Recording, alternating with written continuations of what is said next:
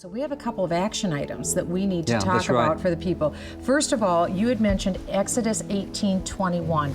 Those are the qualifications for candidates for office. Let's go through that real yes, quick. Because it's very important. It says, but select capable men from all the people. Competent. Number one, they have to be competent. They've got to be competent. Men who fear God, trustworthy men who hate dishonest gain, and appoint them as officials over thousands, hundreds, fifties, and tens. So you got to be capable, fear God, trustworthy, honest, hate dishonest gain. Yeah, you have to be an honest man, which is today, people say, hey, why don't we get an honest politician? That's what the Bible has said for centuries. That's what you look for first thing. That's why don't you get an honest politician? Because we're electing them, and if we don't use those qualifications, we're looking at how many jobs they can bring home. We're looking at what they can do from my pocket. No, I want to know, are you capable? Do you fear God? Are you trustworthy? Do you hate dishonest gain? Because if you do that, you get the benefits that politicians promise when you get character first. Now let me throw something in here. How do you know if a school board member or a city councilman or a mayor or a state, how do you know if they meet those qualifications? Particularly, how do you know if they fear God? Because if you're an American, you believe in God. That's what people tend to think. Here's the easy way. Proverbs 8:13 says, the fear of the Lord is to hate evil. So if you're a God-fearing person, you're going to hate evil. Now, what's evil? Well, evil is what God defines as evil. So let me give you two easy ways. Hate what God hates. You got to hate what God hates and love what God loves. God hates the shedding of innocent blood, abortion. God hates homosexuality. Those are two things He's unequivocal on. So you can ask any public official at all, where do you stand on abortion and homosexuality? Based on that response, you know whether they fear God.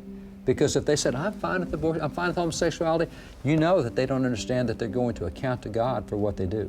Here's another action item, and it would be this: to stand against unelected elements, whether it's bureaucrats or judges.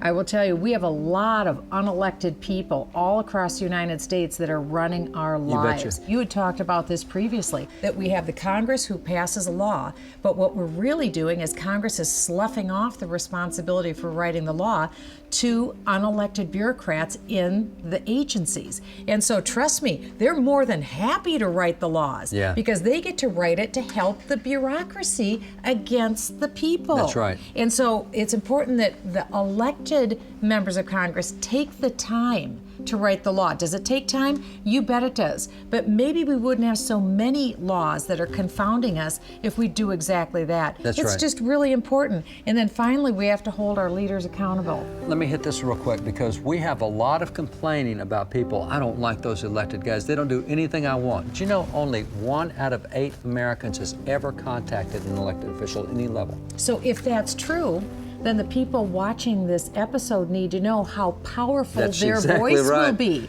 So that's the other side of it. We may never get more than 1 out of 8, but you be that person who's the 1 out of 8. You be the one. You understand the issues. You understand your jurisdiction. That's right. You understand the politician's jurisdiction. That's right. And you hold them accountable. I just read about an election in my hometown that quite literally was won by 1 vote. Wow. It was over 1,000 votes on either side, 1 vote. It'll make a huge difference in that particular community. So be that person. So summing it up, the first thing is memorize Exodus 18:21 and then use that at every level where you vote.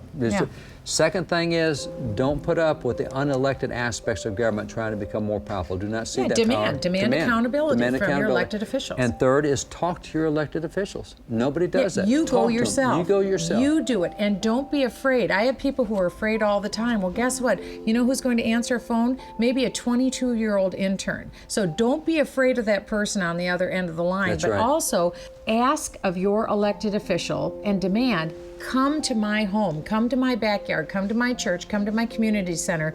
If I get 100 people in that room, will you come? Yeah. You will make such an impression on that official. That's right. When they have to go back and vote, trust me, they're not going to forget that 100 faces and the 100 whites of their eyes. Nothing scares a politician more than the whites of their constituents' eyes. So make sure you get them out in your backyard and tell them what you expect. If we'll do that, we'll preserve the foundations of freedom. Oh, and isn't that exciting? We can do it. It is fun stuff.